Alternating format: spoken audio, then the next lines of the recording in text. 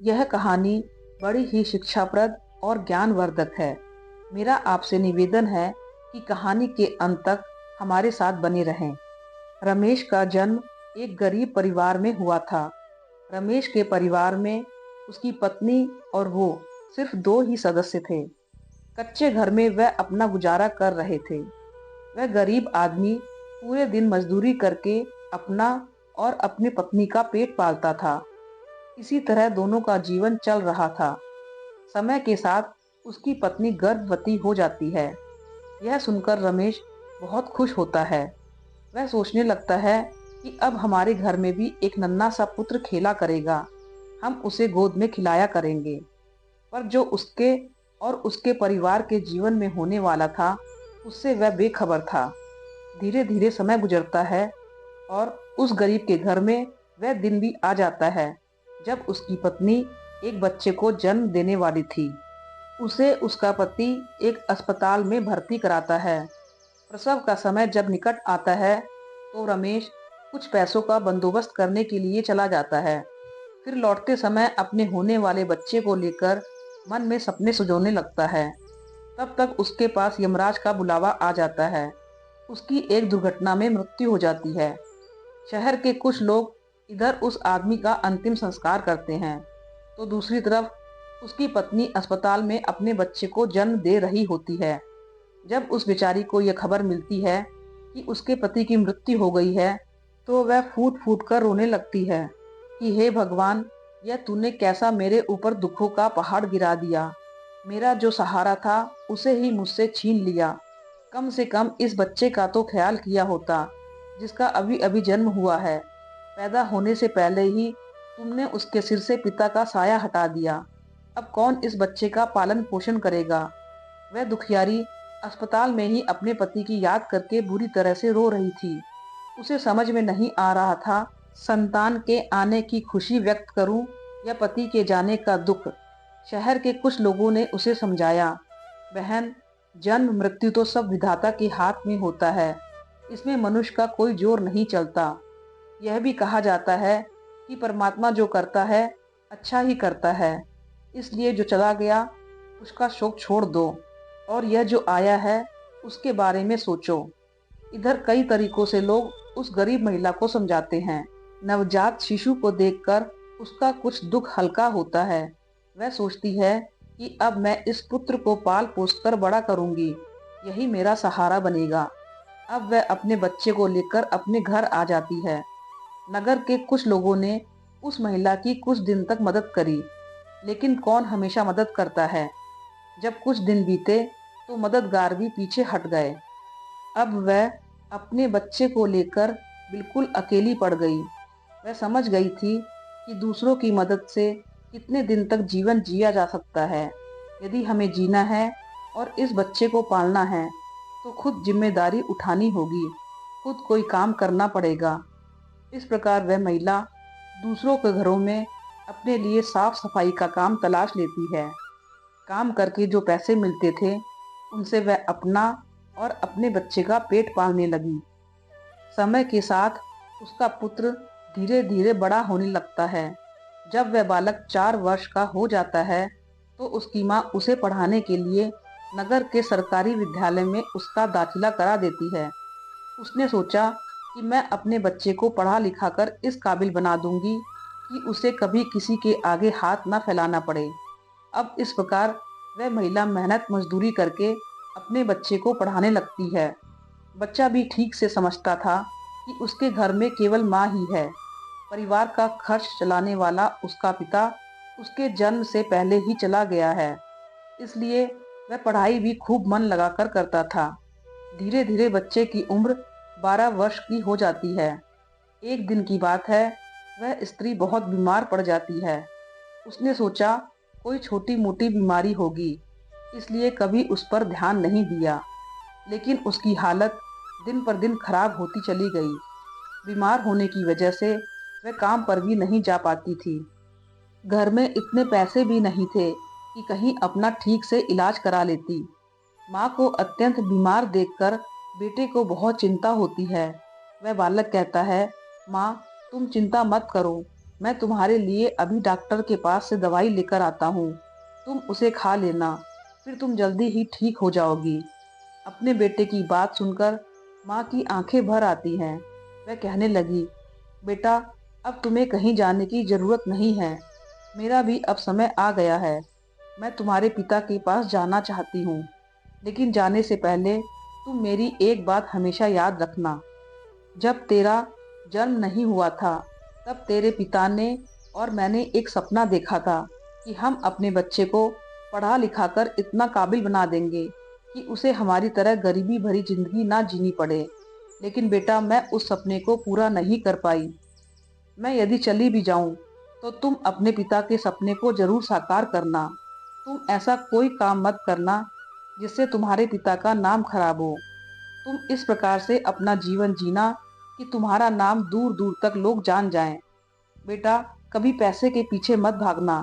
पैसे के लिए लोग इतना नीचे गिर जाते हैं कि अपने माता पिता की इज्जत का भी ख्याल नहीं करते। तुम हमेशा अपना नाम कमाना, हमेशा स्वाभिमानी बनकर जीना। कभी किसी के आगे अपने हाथ मत फैलाना, किसी से याचना मत करना। पराधीनता ही नरक है।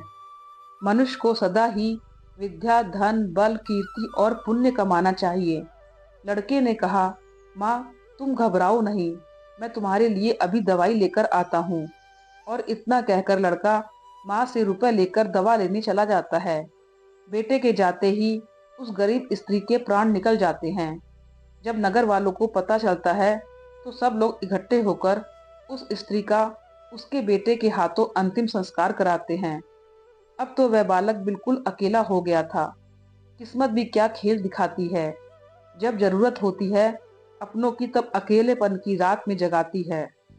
बिना माँ बाप का बेटा, उम्र भी ज्यादा नहीं थी। आखिर जाए तो कहाँ जाए, करे तो क्या करे। दूर के जो रिश्तेदार थे, उन्होंने भी उस बालक पर ध्यान नहीं दिया। आखिर वह गरीब जो था, लेकिन वह बच्चा अकेले ही अपने जीवन की राह पर चल देता है। उसने कभी हार नहीं मानी। जो पैसे माँ छोड़ गई थी, कुछ दिन तक उन पैसों से अपना गुजारा चलाता रहा। कुछ दिन के बाद वह पैसे खत्म हो जाते हैं। घर में भी कुछ नहीं था। अब तो एक ही चारा था कि कुछ काम धंधा किया जाए। तभी भोजन की व्यवस्था होगी, तभी स्कूल की फीस भरी जाएगी। लड़के को अपनी माँ की बात अच्छी तरह याद थी। उसकी माँ ने कहा था कि बेटा, कितना भी बुरा वक्त आ जाए, पर किसी के आगे हाथ मत फैलाना, मेहनत करके ही अपना जीवन यापन करना। लड़के को अपनी माँ की यह बात अच्छी तरह याद थी, इसलिए वह कभी किसी के आगे भीख नहीं मांगता था। विद्यालय से आने के बाद वह किसी के खेतों में काम करने चला जाता, कभी किसी की चाय की दुकान पर काम कर लेता, और वहां से कुछ पैसे मिलते तो अपने विद्यालय की फीस भर देता था और अपने खाने पीने की सामग्री खरीद लाता था। इस प्रकार छोटी सी आयु में वह बच्चा पढ़ाई भी करता था और मजदूरी भी करता था। धीरे धीरे कुछ साल ऐसे ही निकल जाते हैं। बच्चा अब अपने नगर से निकलकर कस्बे में पढ़ने लगता है। तब उसकी कॉपी किताबों, विद्यालय की फीस का खर्चा बढ़ जाता है। लेकिन उस बालक ने हिम्मत नहीं हारी। रोजाना विद्यालय जाता था। वह जो भी कमाता था, उसकी सारी कमाई पढ़ने लिखने में ही लग जाती थी, और जो कुछ थोड़ा बहुत बचता था, उससे अपना पेट भर लेता था। अगर वह कहीं कोई स्थायी काम करता, तो उसकी पढ़ाई छूट जाती थी, और पढ़ाई करता तो पेट भरने के लिए भी कुछ नहीं था। इसलिए साथ ही साथ वह दोनों काम करता था। विद्यालय से आकर वह इधर काम करने चला जाता था। एक दिन की बात है, वह बच्चा विद्यालय से पढ़कर घर वापस लौटा। फिर उसके बाद काम की तलाश में चला गया, लेकिन उस दिन उसे कोई काम नहीं मिला। पूरा दिन निकल गया। थका हारा शाम को घर आकर सो गया। आज कुछ काम नहीं मिला तो खाना कहाँ से खाता। जो पैसे थे, उनसे वह पहले ही विद्यालय की फीस भर चुका था। उसकी स्थिति तो यह थी कि रोज कमाया जाए और रोज खाया जाए। जब उस दिन उसे कोई काम नहीं मिला, तो बेचारे को भूखे पेट रहना पड़ा। केवल पानी पीकर सो गया। अब सुबह भूखा ही विद्यालय चला गया, और विद्यालय की छुट्टी के बाद जब घर आता है, तो फिर किसी काम की तलाश में निकल पड़ता है। सोचता है, कल नहीं मिला, लेकिन आज मुझे कोई ना कोई काम जरूर मिल जाएगा। लेकिन दुर्भाग्य ने उसका पीछा नहीं छोड़ा। उस दिन भी उसे कोई काम नहीं मिला। आज उसे फिर भूखे पेट सोना पड़ा। भूख अब उसे ज्यादा बेचैन कर रही थी। तो एक बार को उसके दिमाग में आता है कि भूखे पेट तो पढ़ा भी नहीं जाता। अब तो मैं किसी से कुछ मांग कर खा लेता हूँ। पर माँ ने मरते वक्त उससे कहा था कि बेटा, कभी भीख मांग कर मत खाना, हमेशा कमा कर खाना। लड़का भी बड़ा स्वाभिमानी था। किसी से मांगने की उसकी हिम्मत नहीं हुई। सोचता था चाहे कुछ भी हो जाए, पर भीख मांग करके नहीं खाऊंगा। अगर मैंने भीख मांगना शुरू कर दिया तो लोग मुझे भिखारी कहने लगेंगे। भगवान ने पेट दिया है तो कहीं ना कहीं से इसके लिए भोजन भी देगा। अब लड़का उस दिन भी भूखा रहता है। सुबह जब सोकर उठता है तो भूख के मारे चक्कर आने लगते हैं। अभी उसकी उम्र ही कितनी थी। भूख की मार वह कैसे सह सकता था। कुछ बड़ा होता तो 2-4 दिन काट भी लेता। अब आज वह विद्यालय भी नहीं गया।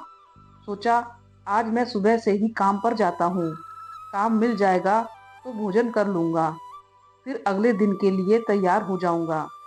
अब तो काम की तलाश में वह इधर उधर भटकता है। उसकी आंखों के सामने अंधेरा छा रहा था। अब तो उससे चला भी नहीं जा रहा था।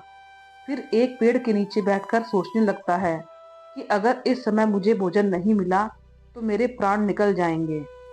मुझे कुछ ना कुछ तो करना ही पड़ेगा। अब एक बार फिर से उसके मन में भीख मांगने का विचार आता है, लेकिन उसकी अंतरात्मा उसे धिक्कारती है कि तू गरीब है, भिखारी नहीं। भीख मांगेगा तो फिर भीख मांगने की आदत पड़ जाएगी और तू भिखारी बन जाएगा। काफी देर तक लड़का इन्हीं प्रश्नों में उलझा रहता है। फिर उसके दिमाग में आया कि भीख मांगना अलग बात है और मदद मांगना अलग बात है। मैं किसी से भीख नहीं मांगूंगा, पर मदद तो मांग ही सकता हूँ। भीख मांगना तो वह है जो मांग कर फिर लौटाया नहीं जाता, पर मदद मांगना वह है जो आप कभी भी लौटा सकते हो। लड़के ने सोचा कि मैं आज किसी से मदद मांग लेता हूँ, जब मुझे काम मिल जाएगा तो मैं लौटा दूंगा। अब लड़का वहां से चलता है तो उसे नगर के बाहर एक बड़ा सा घर दिखाई देता है। लड़का उस द्वार पर जाकर द्वार को खटखटाता है। तब घर के अंदर से एक महिला निकलती है। महिला ने द्वार पर देखा कि एक 10-11 वर्ष का बड़ा ही उदास सा मासूम सा लड़का खड़ा है। पहले तो वह महिला उस लड़के से पूछती है कि बेटा, तुमने दरवाजा क्यों खटखटाया, क्या कुछ काम है? लड़का दोनों हाथ जोड़कर कहता है, माँ जी, मैंने दोपहर के समय आपको तकलीफ दी, इसके लिए क्षमा चाहता हूँ। तब वह महिला पूछती है, बेटा, क्या तुम्हें कुछ चाहिए? मैं तुम्हारी क्या मदद कर सकती हूँ? वह महिला भी एक बच्चे की माँ थी, इसलिए ममता का भाव उसके शब्दों में था। उस महिला के पूछने पर एक बार तो लड़के के मन में यह आया कि चलो इन माँ जी से मैं कह ही देता हूँ कि मैं 2-3 दिन से भूखा हूँ और भोजन न मिलने के कारण बहुत परेशान हूँ। लेकिन उसके स्वाभिमान ने उसे रोक लिया और वह भोजन की जगह पानी मांग बैठा। बोला, माँ जी, मुझे बहुत जोर की प्यास लगी थी, इसलिए दरवाजा खटखटाया था। क्या एक गिलास पानी मिल सकता है? लेकिन वह महिला बहुत समझदार थी। उसने जब लड़के को देखा तो वह समझ गई कि बालक बहुत भूखा है। वह कहती है, बेटा, तुम थोड़ी देर रुको, मैं तुम्हारे लिए पानी लेकर आती हूँ। वह महिला घर के अंदर जाती है और अपनी रसोई से एक गिलास दूध और कुछ लड्डू लेकर द्वार पर आती है और दूध से भरा हुआ गिलास उस लड़के को दे देती है। लड़के ने जब गिलास पकड़ा तो उसमें दूध था। दूध को देखकर लड़का खुश हो जाता है। लड़का मन ही मन उस माँ को दुआएं देने लगता है। महिला ने उससे पहले लड्डू खाने को दिए और कहा, बेटा, दूध गर्म है, तुम पहले लड्डू खा लो, जब दूध ठंडा हो जाए तब पी लेना। लड़का जब उस महिला को देखता है तो उसे ऐसा लगता है जैसे उसकी ही माँ उसे यह दूध पीने को दे रही है। मन ही मन सोचता है, कितनी अच्छी माँ है, मैंने एक गिलास पानी मांगा था और यह दूध ले आई। उसने समझ लिया कि मैं भूखा हूँ। लड़का आराम से बैठकर लड्डू खाता है और दूध पीता है। तब वह स्त्री कहती है, बेटा, क्या तुम्हें और कुछ चाहिए? लड़का सोचने लगता है कि इस दूध के बदले में मैं इस माता को क्या दे सकता हूँ। मेरे पास तो कुछ भी नहीं है। दूध पीने के बाद लड़का कहता है, माँ जी, मैंने आपसे पानी मांगा और आपने मुझे दूध पिलाया। इसके बदले में मैं आपको क्या दे सकता हूँ? महिला ने कहा, बेटे, मैंने तुम्हें दूध इसलिए नहीं पिलाया ताकि तुमसे बदले में कुछ ले सकूं। महिला कहने लगी, बेटा, तुम्हारा चेहरा देखकर ऐसा लग रहा था कि तुम बहुत भूखे हो, तो मैंने सोचा कि पानी की जगह दूध ही पिला देती हूँ, इसलिए मैं तुम्हारे लिए दूध ले आई। लड़के ने फिर कहा, नहीं माँ जी, आप इसके बदले में मुझसे जरूर कुछ मांगिए। मैं आपको अपनी हैसियत के हिसाब से कुछ जरूर दूंगा। लड़के की बात सुनकर महिला सोचती है, ये लड़का बड़ा स्वाभिमानी है। वह लड़का बार बार उससे मांगने की बात करता है, तो वह महिला उसका मन रखने के लिए कह देती है कि बेटा, मैंने यह दूध पिलाकर तुम पर कोई एहसान नहीं किया है। फिर भी यदि तुम मुझे कुछ देना चाहते हो तो मुझे एक वचन दो कि जिस प्रकार आज मैंने तुम्हारी मदद की है, इसी प्रकार तुम भी जब कभी मदद करने लायक हो जाओ तो किसी जरूरतमंद की मदद कर देना। जिस दिन तुम किसी की मदद कर दोगे, उसी दिन तुम मेरे इस एहसान से मुक्त हो जाओगे। उस महिला ने यह बात इसलिए कही थी ताकि वह लड़का अपने आप को मजबूर ना समझे और खुशी खुशी अपने घर को जा सके। वह लड़का उस बात को अपने दिमाग में बिठा लेता है। वह उस महिला के पैर छूकर काम की तलाश में आगे को चला जाता है और इस प्रकार धीरे धीरे कई दिन बीत जाते हैं। जिस विद्यालय में वह पढ़ता था, उसी विद्यालय में उस स्त्री का बेटा भी पढ़ता था जिसने उसे दूध पिलाया था। एक दिन वह महिला अपने बच्चे को विद्यालय छोड़ने आती है, तो उसने देखा कि विद्यालय में वह लड़का भी पढ़ रहा था। वह स्त्री उस लड़के को पहचान लेती है। उसने विद्यालय के अध्यापक जी से जाकर पूछा कि वह बालक कौन है, तो अध्यापक ने उसे बताया कि उस बालक का नाम अंकित है और वह बिना माता पिता का बेटा है। छोटी सी आयु में ही उसके दोनों माता पिता गुजर गए थे। यह जानकर उस महिला को बड़ा दुख होता है। सोचती है, जब इसके माँ बाप नहीं हैं तो फिर इसकी पढ़ाई का खर्च कौन उठाता है। तब विद्यालय के अध्यापक बताते हैं, बहन जी, अंकित बहुत ही अच्छा बच्चा है। वह अपनी पढ़ाई का खर्च खुद उठाता है और पढ़ने में भी बहुत तेज है। वह मेहनत मजदूरी करता है और तब जाकर विद्यालय की फीस भरता है। जब कभी वह विद्यालय नहीं आता है और अपनी फीस भी समय पर नहीं दे पाता है, तो हम लोग उस पर ज़्यादा दबाव नहीं बनाते। जब उस स्त्री को अंकित की स्थिति का पता चलता है, तो वह करुणा से भर जाती है। उसका मन करता है कि मैं उस बालक की कुछ मदद करूं, जिसका कोई नहीं होता। ऐसे ही लोगों की मदद तो करनी चाहिए, तभी भगवान प्रसन्न होते हैं। जिसका कोई नहीं है, वह भगवान का है।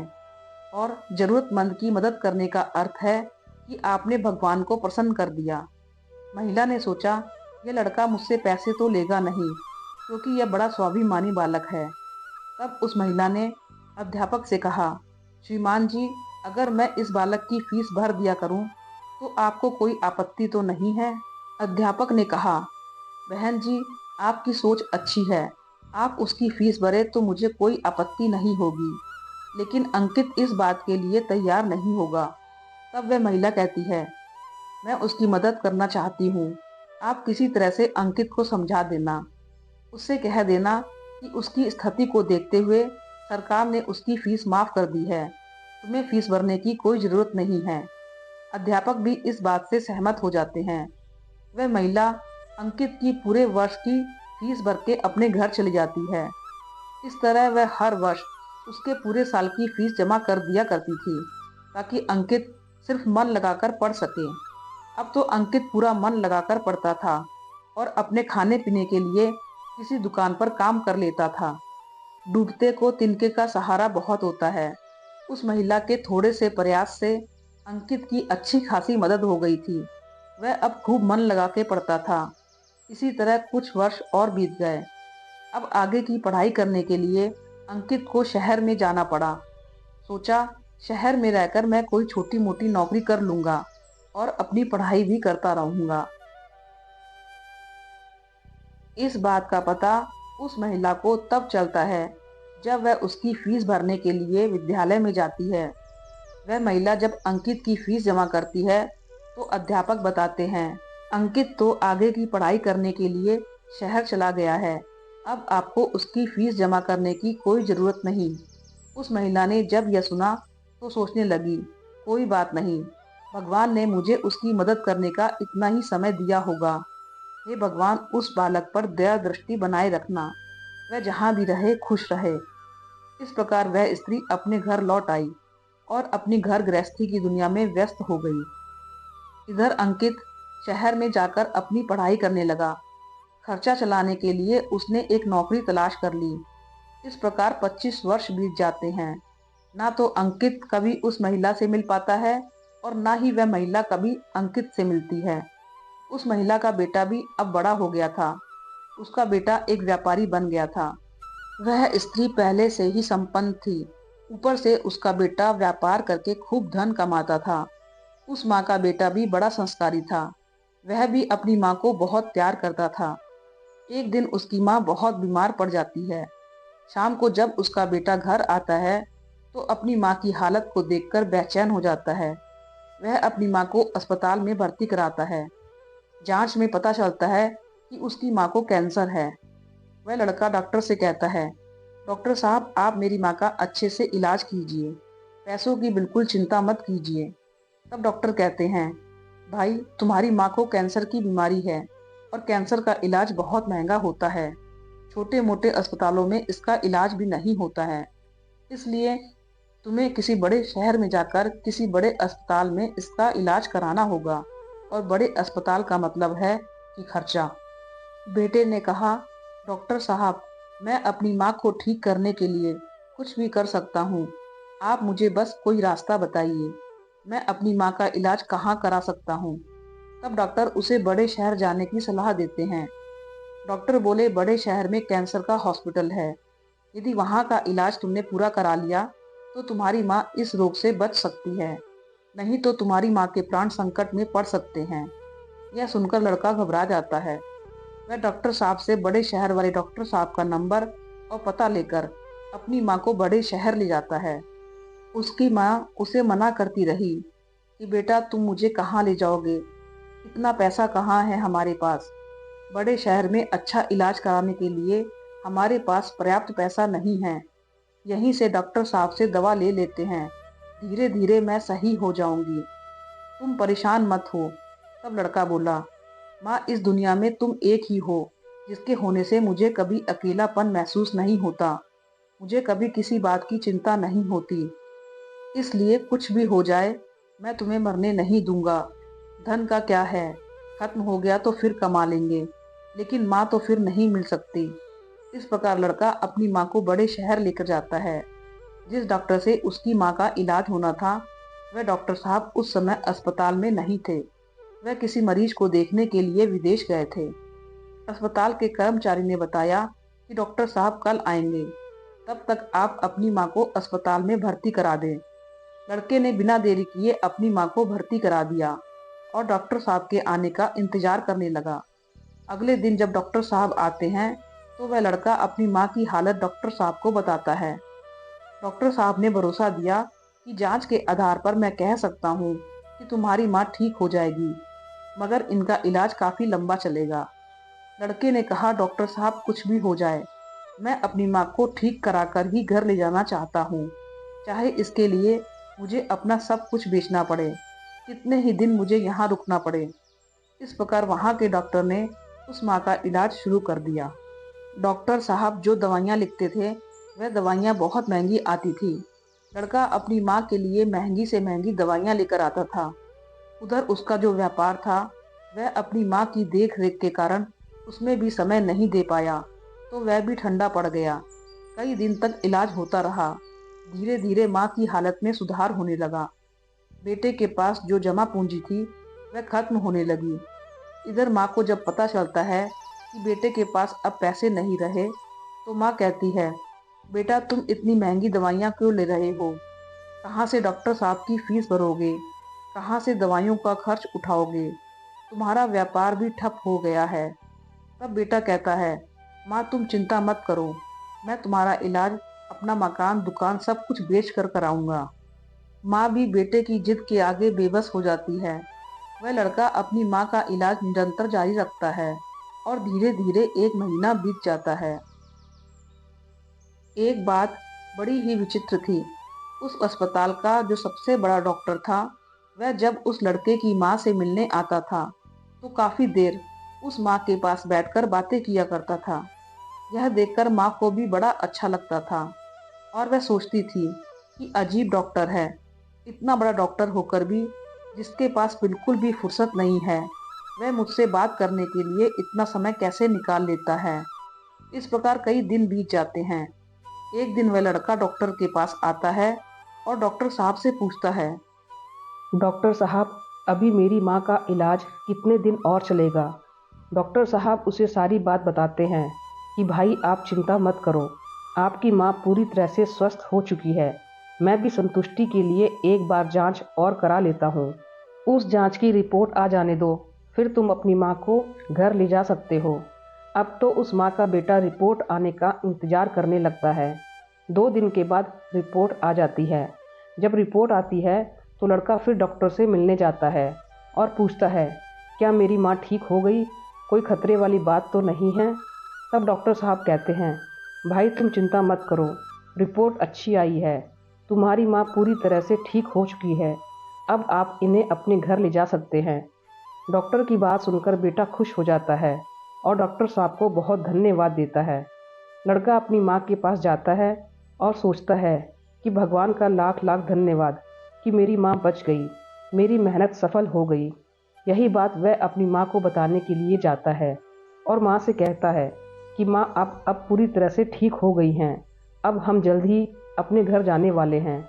यह बात सुनकर माँ मन ही मन बड़ी खुश हो जाती है, लेकिन अगले ही पल वह यह सोचकर उदास हो जाती है कि मैं तो ठीक हो गई हूँ, लेकिन इस अस्पताल का जो बिल होगा वह लाखों में होगा। कैसे मेरा बेटा चुका पाएगा? इतनी मोटी रकम की व्यवस्था वह कहाँ से करेगा? उसके पास जो जमा पूंजी थी वह तो सब इलाज में खर्च हो गई। माँ को उदास देखकर बेटा समझाता है, माँ तुम क्यों उदास होती हो? मैं अपना सब कुछ बेचकर आपके इलाज का बिल चुका दूंगा। घर मकान तो बाद में भी बना लूँगा, इसलिए तुम्हें इन बातों की चिंता करने की कोई ज़रूरत नहीं है। बेटा अपनी माँ को बहुत समझाता है, लेकिन माँ तो माँ होती है, उसका अपने बेटे के लिए चिंता करना स्वाभाविक था। माँ सोचने लगती है कि मेरा बेटा यदि सब कुछ बेच देगा तो आगे अपना जीवन कैसे चलाएगा, इसके भविष्य का क्या होगा। वो माँ रात भर यही सोचती रही। चिंता करते करते माँ और बेटा दोनों की रात निकल गई। जब अगला दिन होता है और उसकी माँ की छुट्टी का समय होता है, तो अस्पताल का एक कर्मचारी एक लिफाफा लेकर माँ बेटे के पास आता है और उस महिला के बेटे से कहता है कि डॉक्टर साहब ने आपके लिए यह बिल का लिफाफा भेजा है, आप इस बिल को ठीक से देख लो और इस बिल को चुकाकर आप अपनी माँ को अपने घर ले जाओ। बिल का लिफाफा देकर वह अस्पताल का कर्मचारी तो चला गया। अब वह लड़का उस बिल के लिफाफे को हाथ में लिए हुए सोचता है कि पता नहीं कितना बिल आया होगा। बेटे को चिंता में देखकर माँ भी परेशान हो जाती है। माँ एकदम से बेटे के हाथ से वह बिल का कागज़ छीन लेती है। माँ उस बिल को खोल कर देखती है। उधर अस्पताल के जो सबसे बड़े डॉक्टर थे वह भी उस समय वहीं पर पहुंच जाते हैं। इधर माँ ने जब उस लिफाफे को खोल कर देखा तो उसमें एक छोटी सी पर्ची रखी हुई थी। उस पर्ची पर लिखा हुआ था, माँ जी आपने अपने बिल का भुगतान तो 25 साल पहले ही कर दिया था, जब आपने 2 दिन के भूखे बच्चे को 1 गिलास दूध और लड्डू खिलाए थे और अगले 5 साल तक उस बच्चे की विद्यालय की फीस भी भरी थी। पर्ची को पढ़ते ही महिला की आंखें फटी की फटी रह जाती हैं। जब उस माँ का बेटा पूछता है, माँ डॉक्टर साहब ने कितना बिल दिया है, तो माँ उस पर्ची को अपने बेटे को दे देती है। बेटा जब उसे पढ़ता है तो वह भी हैरान रह जाता है। लड़का अपनी माँ से पूछता है, माँ क्या आप डॉक्टर साहब को पहले से जानती थी? डॉक्टर साहब से आपकी जान पहचान कब हुई थी? तब माँ कहती है, बेटा मैं इन्हें पहले से नहीं जानती हूँ, अभी पता चला है। बेटे ने पूछा, फिर इसमें 25 साल पहले की घटना क्यों लिखी है? तब माँ कहती है, बेटा 25 साल पहले जब तुम बहुत छोटे थे, तब तुम्हारी उम्र का एक छोटा सा लड़का भरी दोपहरी में हमारे घर के द्वार पर आया था। वह भूखा प्यासा था। उसने मुझसे एक गिलास पानी मांगा था। मैंने बच्चे को देखा तो मैं समझ गई कि वह भूखा है, इसलिए दूध और लड्डू लाकर मैंने उसे खाने को दे दिए। वह कई दिनों से भूखा था। उसने दूध तो पी लिया, पर वह मुझसे कहने लगा कि माँ, तुम्हारा यह ऋण मैं कैसे चुका पाऊँगा। तो मैंने उसका मन रखने के लिए कह दिया था कि जब तुम बड़े हो जाओ, मदद करने लायक हो जाओ, तो तुम भी किसी ज़रूरतमंद की मदद कर देना। मुझे क्या पता था कि वही लड़का जिसे मैंने एक गिलास दूध पिलाया था, वह 25 साल बाद इतना बड़ा डॉक्टर बनकर मेरी मदद करेगा। लोग तो आज लेकर कल को भूल जाते हैं, लेकिन उस बच्चे ने मेरा वह ऋण अभी तक याद रखा है। मैं इस बात को सोचकर बड़ी हैरान हूँ कि डॉक्टर साहब ही वह बच्चा है।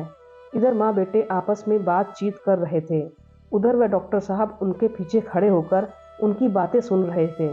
उनकी आंखों में आंसू थे और बचपन का वह समय उन्हें याद आ गया जब वे भूखे प्यासे उस माँ के द्वार पर पहुँचे थे।